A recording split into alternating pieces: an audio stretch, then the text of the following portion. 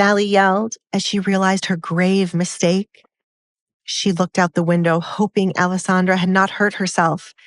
And luckily, Alessandra was still hanging onto the sheets.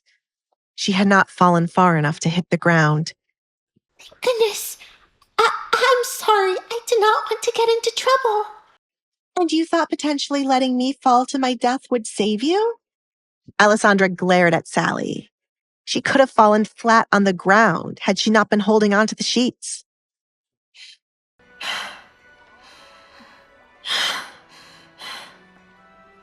Alessandra took deep breaths to calm down her breathing. It was partially her fault for thinking Sally wouldn't get scared and try to open the door. Alessandra! Desmond exclaimed, entering the room in search of his daughter. Where is she? He yelled at Sally as she was the only one in the room.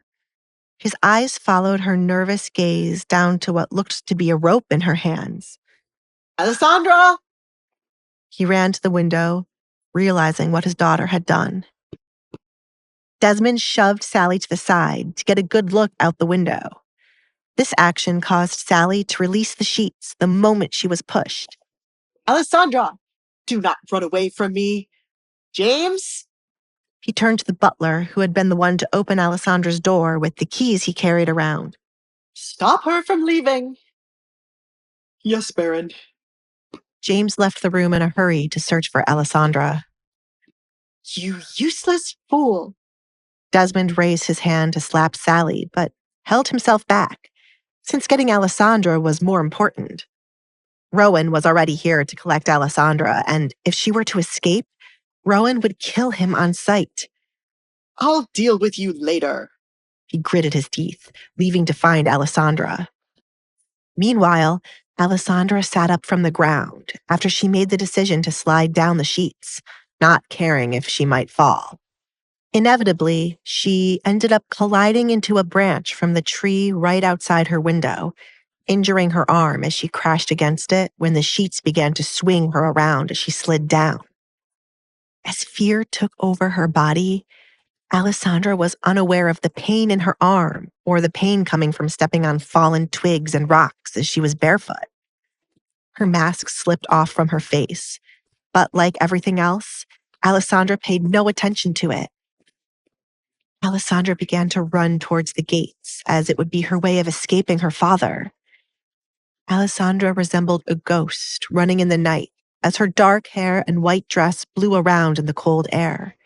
She never once looked back to see if there was anyone running after her. Alessandra only had her eyes set on the gate. My lady, please stop running. James called out to her from the front door when he spotted her running from the right side of the home towards the gates. Alessandra began to slow down when she stumbled across an unfamiliar carriage blocking her path to go towards the gates. She ran to her right to avoid whoever was in the carriage, since it might be the person her father wanted to marry her off to. Alessandra! Her father's yelling could be heard not too far behind her. Alessandra picked up her pace, but the moment she passed by the other side of the carriage, she laid eyes on a man twirling a dagger around his fingers. He smiled when he looked up and saw her running past him.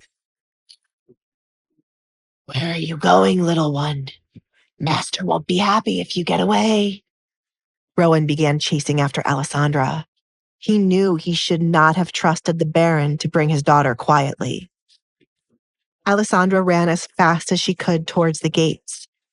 Unfortunately, Rowan was much faster and tackled her to the ground when he became within an arm's reach of her.